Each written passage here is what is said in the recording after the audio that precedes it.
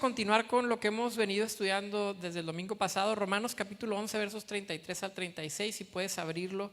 El domingo pasado estuvimos hablando sobre vocación y quiero nada más retomar algunas palabras muy claves, palabras que quiero que te las quedes grabadas, que es imagen y la palabra vocación. Del domingo pasado creo que estas dos palabras resumen perfectamente el mensaje: imagen de Dios, vocación a la que hemos sido nosotros llamados. La vocación en el Antiguo Testamento aparece en Génesis como gobiernen sobre la creación, sobre las aves, sobre los animales, y en el Nuevo Testamento aparece como sean embajadores. Gobierno y embajada son lenguajes del reino de Dios. Y hoy queremos ver cómo se ejerce esa vocación, qué tiene que ver con nuestras vidas directamente en lo práctico, cómo es que yo puedo llevar a cabo la vocación y ser la imagen de Dios ante el mundo. Romanos capítulo 8, versos 18 en adelante dice: pues tengo por cierto que las aflicciones del tiempo presente no son comparables con la gloria venidera que en nosotros ha de manifestarse, porque el anhelo ardiente de la creación es el aguardar la manifestación de los hijos de Dios, porque la creación fue sujetada a vanidad, no por su propia voluntad, sino por causa del que la sujetó en esperanza. Porque también la creación misma será libertada de la esclavitud de corrupción a la libertad gloriosa de los hijos de Dios, porque sabemos que toda la creación gime a una y a una está con dolores de parto hasta ahora. Y no solo ella, sino que también nosotros mismos, que tenemos las primicias del Espíritu, nosotros también gemimos dentro de nosotros mismos, esperando la adopción, la redención de nuestro cuerpo. Un pasaje sumamente importante en nuestra doctrina de la salvación, porque expande nuestro pensamiento, nuestras ideas, rompe los límites de lo que comúnmente entendemos como la salvación, como la misión de Dios. Normalmente entendemos la misión o la salvación como aquella obra que tiene que ser corrida, el mensaje del evangelio del reino que tiene que ser anunciado entre los pueblos y las naciones para que la gente pueda llegar al cielo. Y así es como comúnmente, aunque no lo decimos, lo entendemos. Aunque quizás de manera inconsciente nosotros lo pensamos de esta manera, eso no es lo que los escritores bíblicos entienden por la misión o entienden por el evangelio, sino que Pablo, según lo que les escribe a los romanos, está extendiendo la misión y dice: no se trata únicamente de que compartamos el evangelio para que llevemos a la gente, individuales, individuos y personas y familias, y que puedan llegar al cielo, sino que el mensaje de Pablo es para que toda la creación pueda ser restaurada y presentada delante del Padre. Esta visión cambia dramáticamente lo que en nuestros discursos populares mencionamos. En nuestra cultura popular cristiana mencionamos esto: fue salvo, gloria a Dios, pero toda la creación no tiene nada que ver. Esta creación va a pasar, esta creación se va a desaparecer, dice Apocalipsis que viene como un pergamino, se va a enrollar, las cosas viejas pasaron y aquí todo es hecho nuevo. Pero de repente te topas como pasajes en los cuales Pablo dice: oye, toda la creación está anhelando la manifestación no de Dios, de sus hijos, porque toda la creación fue sujetada a vanidad, porque toda la creación va a ser liberada de la esclavitud de corrupción a la libertad gloriosa, igual que la nuestra, la libertad de los hijos de Dios, porque sabemos que toda la creación gime a una, como nosotros también gemimos. Y fíjense que de alguna manera el escritor se disocia de la creación, porque dice: no solamente la creación, sino nosotros mismos gemimos, como si no se considerara parte de la creación, porque Pablo está entendiendo que creación y seres humanos tienen una vocación diferente. El domingo pasado platicábamos sobre esto. Pablo tiene muy en claro que el ser humano, el único elemento de la creación en el universo que tiene la imagen y semejanza de Dios, es diferente a todo lo demás que existe. Por eso es que menciona no solamente la creación, y no está pensando en él, dice todo lo que existe, y dice: pero nosotros somos diferentes, también gemimos. Ellos gimen y nosotros gemimos. De esta manera, entonces, hermanos, nuestra vocación cristiana tiene que ir mucho más allá de solamente predicar el evangelio y entender que todo lo que existe en este mundo, en esta galaxia y en este universo están esperando que nosotros ejerzamos la vocación de ser la imagen de Dios ante ella. ¿Cómo se manifiesta pues esta creación? A partir de este capítulo, del capítulo 8, que son 8, 9, 10 y 11, hermanos, quizás son los capítulos más discutidos en la teología cristiana, de Romanos en particular. porque de aquí se desprenden muchos temas sobre la nación de Israel, sobre el tema de la elección que estuvimos platicando ahorita un poco en la clase de Conoce Reino, sobre el tema de la predestinación, si Dios predestinó a unos para ser salvos y para otros no. Estos capítulos se han convertido en capítulos de mucha discusión para tratar de entender lo que Pablo está tratando de decirnos, o bueno, lo que el Espíritu Santo está tratando de decirnos a través de la carta que escribe Pablo. Pero si ponemos atención, nos damos cuenta que Pablo está tratando de enseñarnos cómo el ser humano ejerce su vocación ante la creación. A partir del capítulo 9 y luego en el capítulo 10 y luego en el capítulo 11 vemos elementos que nos van a mencionar cómo se ejercita esta vocación, y podemos reducirla o resumirla en dos cosas importantes. El ser humano ejerce su vocación y llamado de ser imagen de Dios ante el mundo y ante la creación, siendo en primer lugar sacerdotes. La primera palabra importante del día de hoy es la palabra sacerdocio.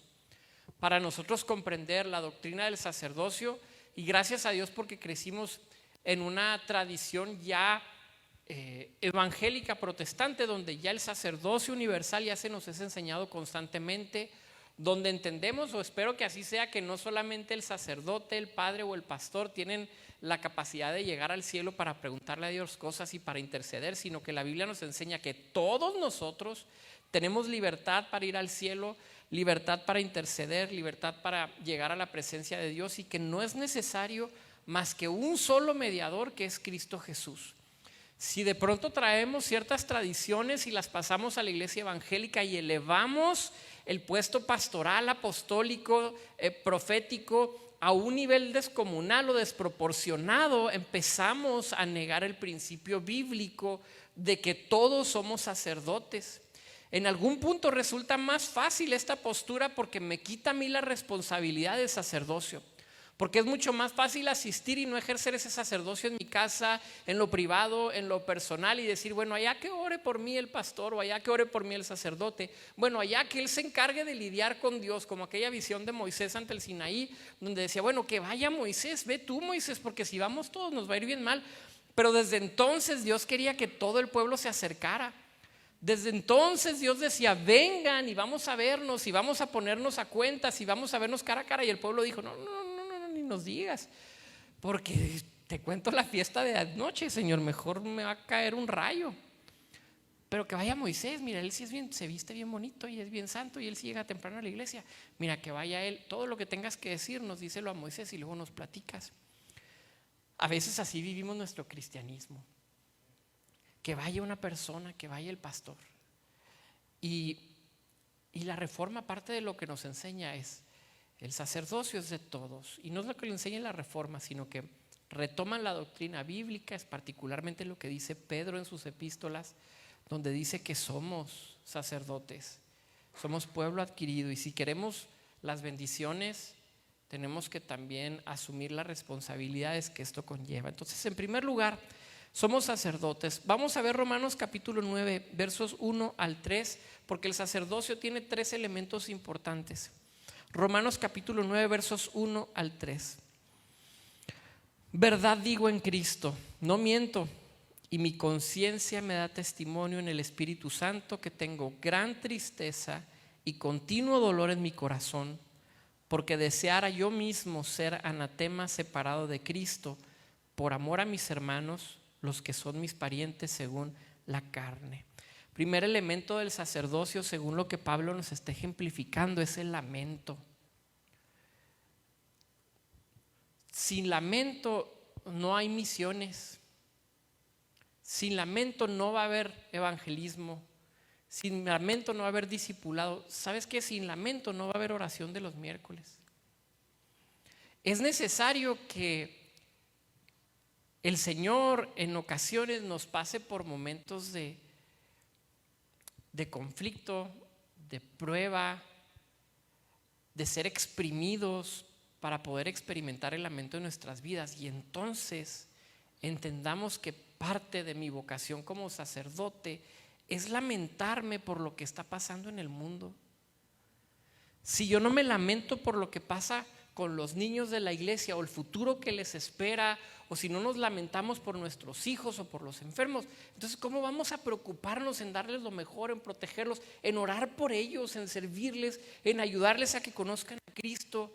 Si yo no tengo una carga por las personas que no conocen al Señor, como estábamos viendo en Katmandú, por esta gente que viene a estos templos y no le conocen y no conocen la verdad, si no tengo un lamento serio, real, responsable en mi vida, es imposible que yo ejerza sacerdocio.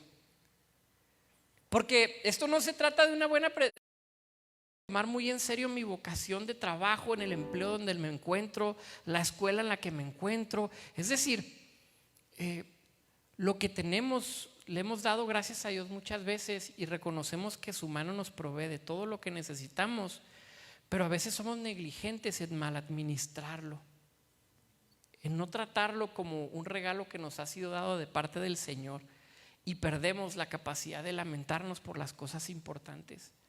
Por eso una y otra ocasión Pablo se lamentaba lo que estaba pasando en el mundo, le dolían los perdidos. Quisiera yo mismo, dice, deseara yo mismo ser anatema, es decir, si pudiera yo que ellos se acercaran a Cristo, yo estaría dispuesto a sacrificarme y estar separado de Cristo yo mismo. El mayor regalo de Pablo, la mayor bendición que tenía Pablo era la presencia de Dios en su vida, y decía, si es necesario, ojalá pudiera. Y creo que esto lo está pensando él. Yo me imagino a Pablo meditando y reflexionando sobre lo que Cristo había hecho, que el mismo Pablo a los Filipenses dice, Cristo se despoja a sí mismo. Creo que Pablo diría, ojalá pudiera ser yo ese Cristo. Ojalá pudiera yo sufrir la separación con el Padre y despojarme a sí mismo, si con esto puedo traer unos pocos más hacia Dios. Eso se llama vocación. Eso es ejercer vocación. El domingo pasado alguien me preguntó, ¿cómo le hacemos para ejercer vocación? Eso es vocación. La vocación es lamento y es negación. ¿Y sabes qué? No asocies negación y lamento con insatisfacción personal, porque si algo trae satisfacción en nuestra vida es aprender el sacrificio por los demás y ver que eso es bueno delante de Dios. Eso trae gozo, porque el fruto del Espíritu no dice va a ser tristeza. Es una de esas cosas tan paradójicas que se viven en Cristo. Hace muchos años yo les contaba que en mi tiempo de conversión, muy específicamente en algunos momentos, meses, semanas, tenía esta sensación de cierto dolor porque había perdido algunas cosas, pero al mismo tiempo sentí ese gozo porque la presencia de Dios era muy real en mi vida. Y era esta sensación de me está doliendo, pero siento su gracia. Y había momentos de llorar, pero llorabas, pero decías, pero Dios está aquí, pero gracias. ¿Les ha pasado que están en esta situación donde hay dolor, pero te alegras porque Dios está ahí contigo? Dices, pues sí me duele, pero gracias a Dios por su presencia. No sabes si llorar o reír, y a ti estás peleando entre las dos cosas y la gente te dice, pues ¿qué te pasa? No, pues es que está raro. Porque el lamento en Cristo es plenitud del Espíritu Santo. Si no lo digo puede resultar poco atractivo, pero hay que entender que en Cristo el fruto de ser obediente también es el gozo. Y podemos ser fortalecidos en el hombre interior cuando nosotros tomamos estas verdades y ejercemos nuestra vocación. Y mañana lunes en la mañana, y el martes y el miércoles y el jueves y el viernes y el sábado, recuerdo que, como dijo Pablo a los Efesios, os ruego que andéis como es digno. La situación de intercesión es motivada cuando tenemos familiares cercanos en alguna circunstancia difícil. Es muy común que oremos los miércoles por los hijos, y en cuanto una mamá o un papá dice, oye, yo quiero que oren por mis hijos, todos los demás dicen, sí, vamos a orar por los hijos, porque no puedes desaprovechar ninguna oportunidad para orar por los hijos. Pero de alguna manera el aprender a crecer en sacerdocio significa también empezar a interceder por aquellos que no tienen cara, que no tienen rostro ante nosotros, por aquellos que no tienen nombre, por aquellos que simplemente sabemos que andan por ahí pero que no tienen ninguna relación conmigo. Esto puede comenzar como en el Antiguo Testamento, aquellos que hablan por los que no se pueden defender. Y hay un montón de gente que ejerce esta intercesión de muchas maneras. Yo, desde que nos hemos involucrado hace algunos años en el Domingo para el Huérfano, recuerdan los noviembres, tenemos un Domingo para el Huérfano específicamente. Y yo estoy en un par de grupos de WhatsApp donde están varios ministerios del país trabajando en casas hogares, en adopción, en acogimiento, etcétera.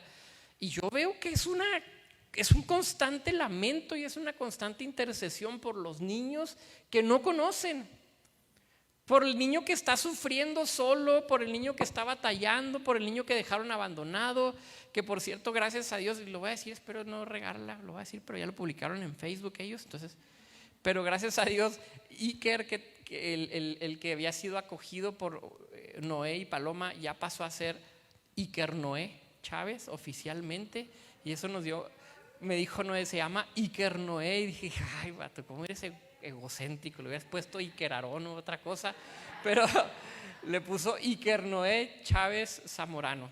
Y digo, gracias a Dios, ¿sabes qué? Hay lamento, hay intercesión, pero hay gozo, hay alegría cuando los niños son recibidos, y de esa manera se ejerce también el sacerdocio. Sacerdocio entonces es ver no solamente por los nuestros, pero alzar la vista a los campos y ver que los campos están listos para ser cegados.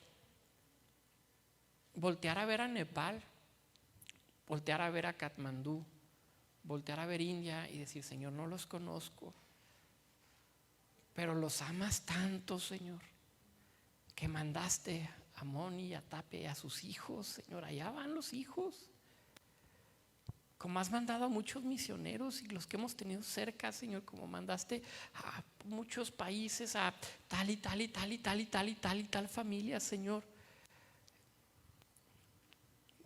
Y Señor, nos dolemos porque los mandaste, porque amas a la gente que está lejana a ti. Así se ejerce sacerdocio, levantando al mundo para ser reconciliado con Cristo a través de sus siervos que predican el mensaje del Evangelio.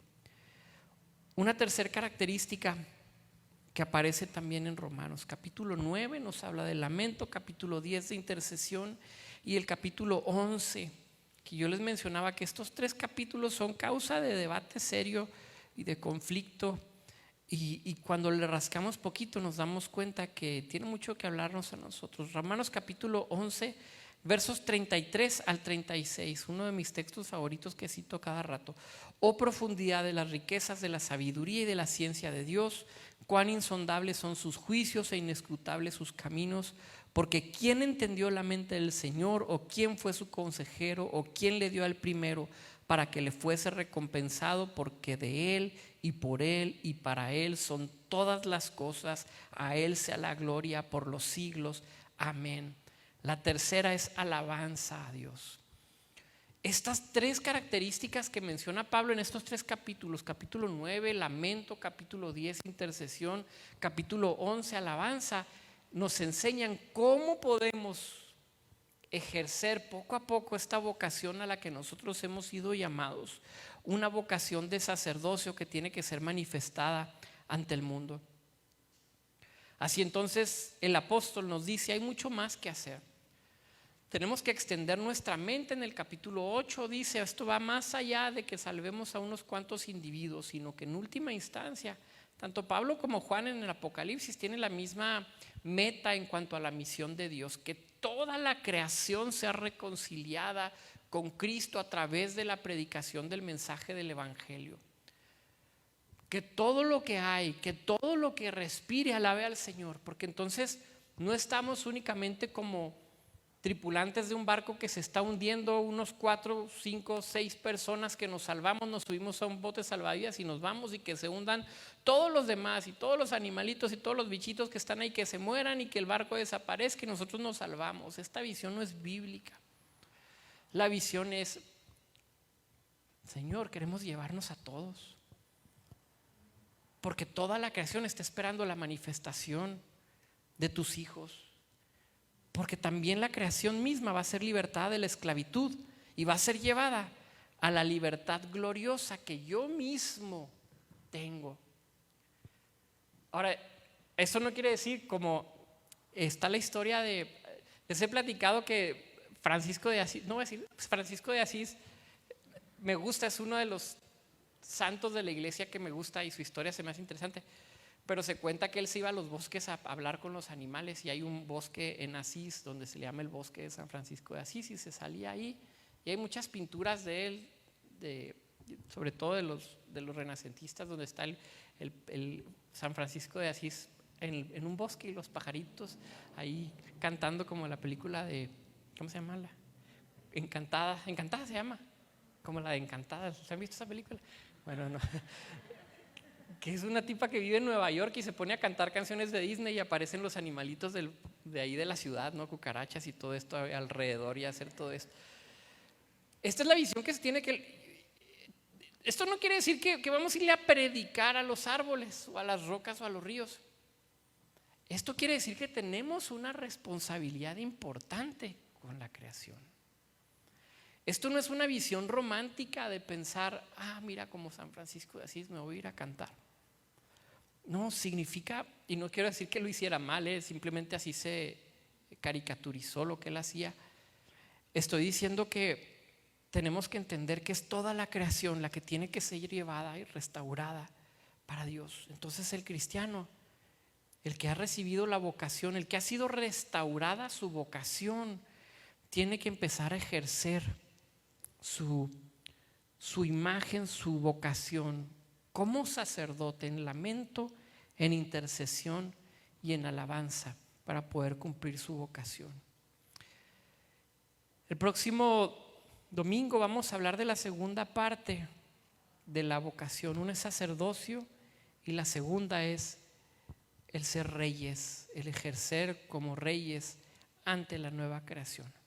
Pero quiero que oremos y que terminemos este mensaje. Señor, Padre, la vocación que nos diste no es una buena idea, no es una visión de iglesia, no es una misión de iglesia, no es algo que vamos a poner en nuestros folletos. Es la vocación que nos has dado como hijos tuyos, de lamentarnos, de dolernos, de llorar con el que llora, de estar en constante intercesión, de estar constantemente orando y trayendo delante de tu trono a aquellas personas que se encuentran lejos de ti, Señor, y rogando para que en tu gracia, en tu voluntad puedas actuar y obrar, y que tu Espíritu Santo, Señor, y la convicción de pecado que traes a cada uno de nosotros, Señor, también esté sobre todo el mundo. Ayúdanos a aprender a orar por las naciones, por los pueblos, por las etnias, Señor, y aún con etnias me refiero a los huérfanos, Señor, a los migrantes. Ayúdanos por aquellas personas, las minorías, Señor, por aquellas personas, como hemos orado, como las personas trans, Señor, que sufren tanto, que tienen un alto nivel de suicidio. Pero, Señor, que puedan conocer tu amor, porque seguramente, Señor, hay tanta gente que están en situaciones tan terribles porque no conocen tu amor. Ayúdanos a dolernos. Cuando hablo de etnia, Señor, te ruego que nos ayudes a ver a las personas que esta sociedad no ve, y que nos enseñes a dolernos y a llevarlos delante de ti para que puedan conocerte, Señor, para que